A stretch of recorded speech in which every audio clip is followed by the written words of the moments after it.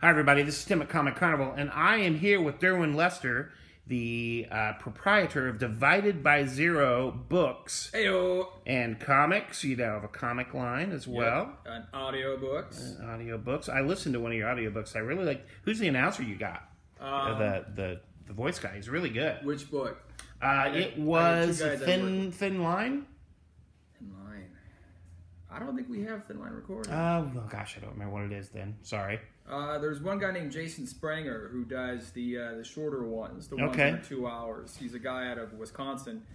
And then there's another guy named Theo Holland. He's done Veterans of the Bell Run War. He did When They Come For You. And he's got a real sort of soulful Johnny Cash vibe. Okay, that's probably him. Yeah. Okay, yeah. And he does good work. He does it on time. I love that guy. He's amazing. Easy. So, Derwin, you're here at Comic Carnival with your books to sell. Oh yeah. You have physical books. You're mostly an Amazon seller. I'm a creature of Amazon. Yeah. And you're the editor of the line. You also write many of the things here. Let's just go down the line, if we would. See what we got here. Yeah. So we have got the Thin Line of Life. Yep, that is part 1 of a 5-book series where soldiers and Marines fight zombies and save pretty girls. That's pretty cool, right? Yep. Who's the gentleman being bit right there? Oh, that's me. I figure sorry about your luck. Yeah, no one else is going to put me on the cover of anything, so I'm going to put it myself, right? Excellent. We've got the Forever Sleep. That is 200 years in the future. People upload their minds to the internet, and then there's 300 guys that monitor everybody, and they're awake. And then one day the internet goes down, and they have to figure out what's going on. Yeah. What do they call those guys? Janitors. Janitors. I thought that was pretty cool. Yeah. When They Come For You. Bad boys. That is a husband-wife duo fight an invasion of the body snatchers type aliens behind the lines, kind of like Vichy France, sort of like the French resistance in World War II sort of guys, but with like zombie. No, actually, no, they're aliens that go in your mouth, and they call them squids. Delicious. Yep. So A Slice of Death. That is 8 years after the zombie war. A guy gets a phone call from his ex-wife needing his help, and he has to travel from Indianapolis to San Antonio to save her. And he doesn't even really like her that much. But he's going to go anyway. Very cool. Now, 11 Grands, we had Cassie Pourmoktar. Pourmoktar in here last time. She was actually in here a little bit earlier. Yep. And that is her collection of short stories. That is a sort of Black Mirror, but in America. If you meet Cassie, she's a very sweet girl, but you read her work, and it's dark and kind of sad. And you want to hug her and make sure she's okay. Yeah. But yeah, it'll make you cry, but you'll love it the whole time. Very cool. So, Veterans of the Beltran War. Veterans of the Bell Run War is almost a memoir of my 20s, but set in space. There's 4 ex-girlfriends in there, and it's about a guy who came back from an occupation on a desert planet, which I call Space Iraq in my mind. It's not really Space Iraq. Spirac. Yeah. And it's his sort of like readjusting to civilian life, and then there's space cannibals. Very cool. Then we've got another volume of The Thin Line of Life. That is a collection of the first 3 novels of the Thin Line of Life series, and with soldiers and Marines fighting zombies and saving pretty girls. Yeah. And then you've got your first comic series here. Yep. G.I. Lowe. He's got Blank Firing Adapter. Yep. It's a collection of his web comics, right? Yes, sir. Barlow, right? It's kind of a Beetle Bailey, but for the war in Afghanistan generation. Yeah, modern for sure, right? Yeah. It's like the guy who never should have joined the army, but he somehow got promoted anyway. It's a master class in failing upwards. Now let me ask you this. He is a very terrible sergeant. Is he the worst sergeant? Yes. He is? Okay. Is. Okay. Fair enough. He cares. He wants to do well by his people. He's good at all the things that don't matter, and he's terrible at all the really important stuff. Very cool. So, what got you interested in publishing your own books? Well, that seems like a really big hurdle to get by. Well, first of all, it was free, and I was in college, and I was 2 years back from Iraq. And I found, because I wanted to do it my whole life, but I thought, oh, well, I'm not good enough to do this, right? You get all that insecure thoughts go in your mind. Sure. And then I realized, oh, I could do this there's no gatekeepers. I could do this for free. And then I put my first book up there, and everyone's like, oh, this is terrible. And I took it down. And then I went to fix it, and then it eventually became Veterans of the Belron War. Okay. After a long development process. Okay, and editing from Cassie, I assume? Yes. That's part of my theory, that you should teach yourself everything you can and then find people that are smarter than you'll ever be. Cassie Port Mokhtar is one of those people that's more creative and smarter than I've ever been in my entire life. Her husband, Matt Sweeney, he's working on a cover for my newest release in May of next year. Apparently, he's the most interesting man in the world, which I didn't know. And Stay thirsty, my friend. Oh, my God. He's got all these hidden talents, and he's telling me all this stuff. I'm like, oh, you're hired. Cool. And now you were going to have Kristen Vandermorten here, right? Yes. And unfortunately, she is ill, and that was her cover, right? Yeah. Kristen Vandermolen did the cover for Veterans of the Belron War and the Forever Sleep. Very cool.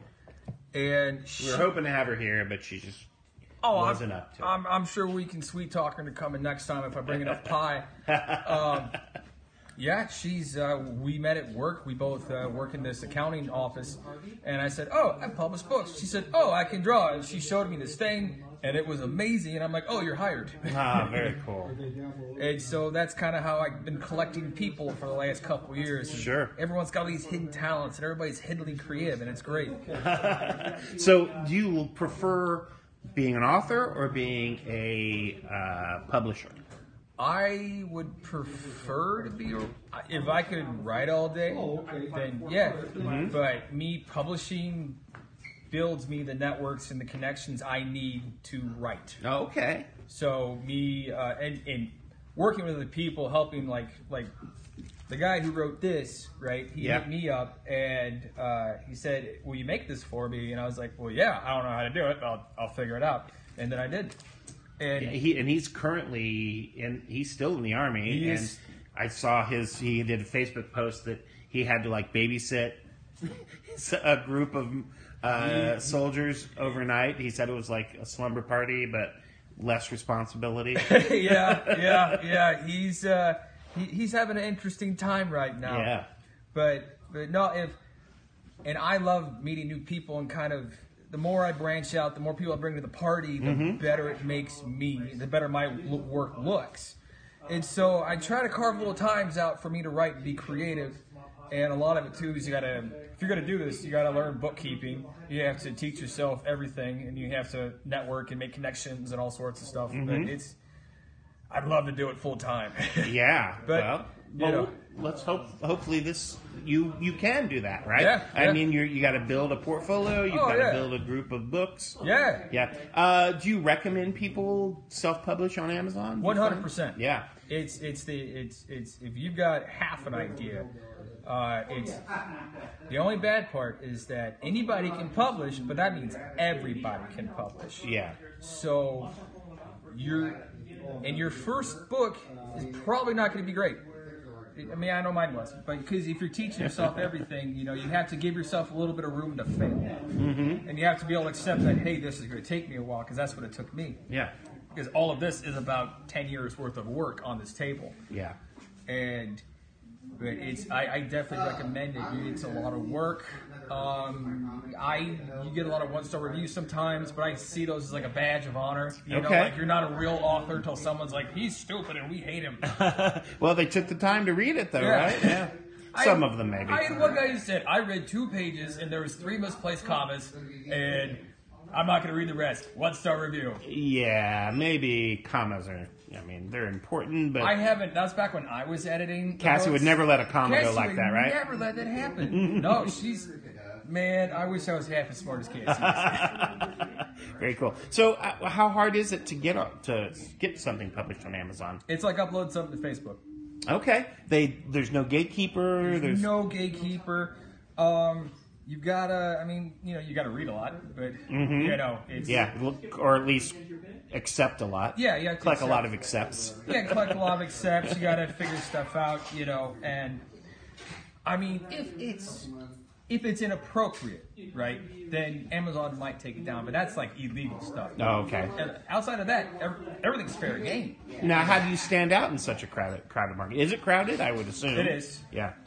You find whatever your niche is. Mine is military science fiction. Mm-hmm. And that's, I mean, you experiment, you take a while, but you find your niche and you develop it. Took me 5 years. Okay. And that's kind of where my niche is military science fiction.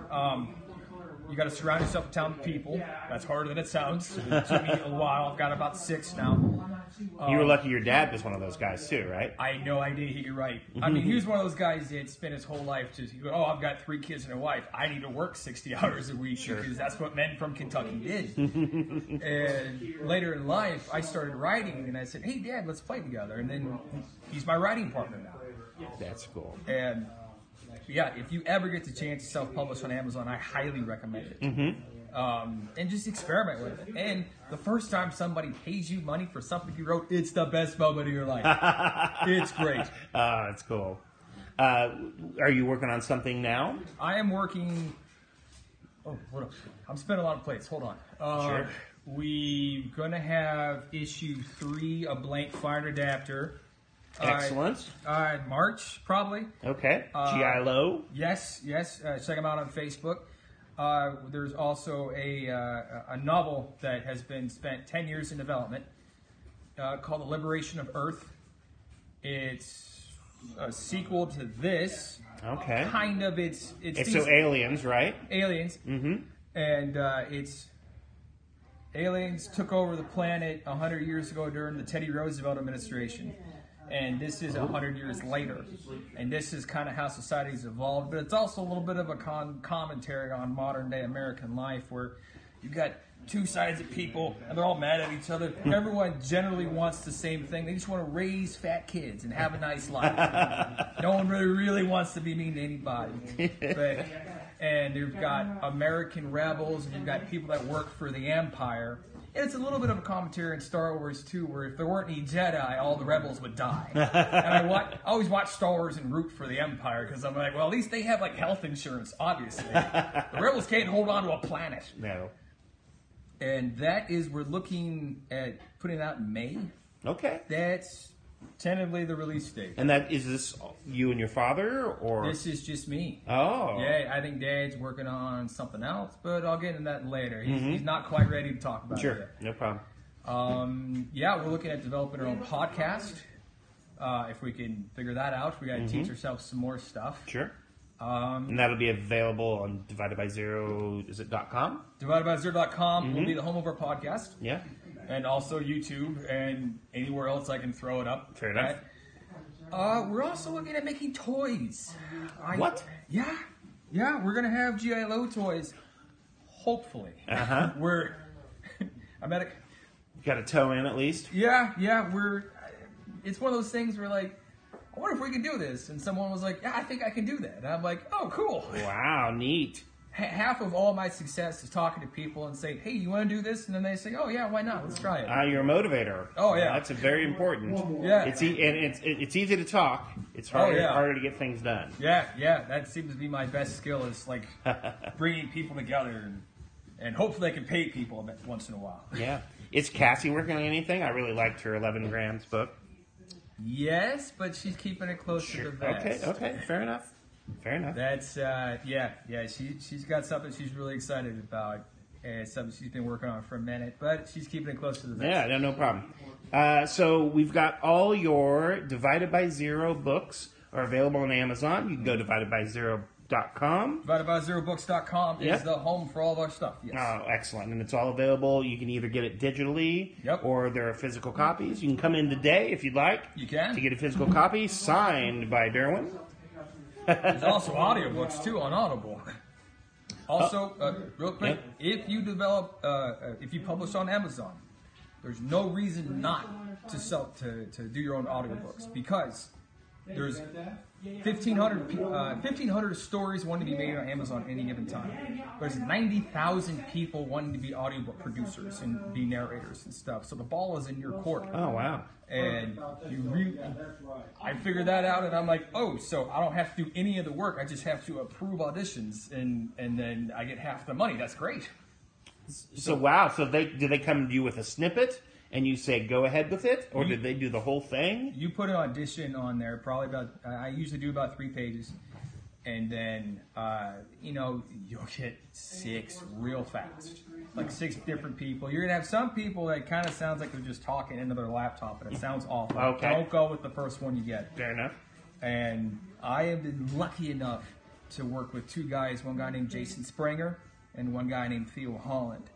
And they both auditioned for me on different things, and I've been working with them for over the last year. And I went from thinking, oh, I need to get my whole back catalog recorded, to within a year, I'm down to 2 books that need to be out of 11 that need to be recorded. And it was no work on my part. It was the best thing ever. Well, you wrote it, of course. I mean, I wrote it, but normally whenever I do something, I think, oh, I have to do all the stuff. That would be a lot of work. Like recording an entire audiobook is a lot of work. I've only done that once, and it was great. And then I found people better than me. And I'm Did you edit it yourself as well? I edited it myself. Man, I edited all the voices together. It's a big boy job. Yeah. That was a fun summer. Yeah. Very cool. Well, do you have anything else you want to say to the people out there? Check us out on Divided by Zero Books on Facebook. That's where you can find me. Sorry, I check that entirely too much. More than I probably should at work. The rest of us, yeah. And, if you keep writing. Are you open to, if people have questions, can they contact you on Facebook and ask you questions? We're actually about to start a podcast on how to self-publish. There you go. That you mentioned it. Yeah. And if you have questions, then hit us up on dividedbyzerobooks.com or Divided by Zero Books on Facebook, and then we can answer them in the podcast. That's a great idea. Yeah. I think it's a great idea for a podcast. I hope it's really well for you. Yeah. Derwin, thanks so much for coming out. Thank you, Nice talking to you. All right. Bye-bye.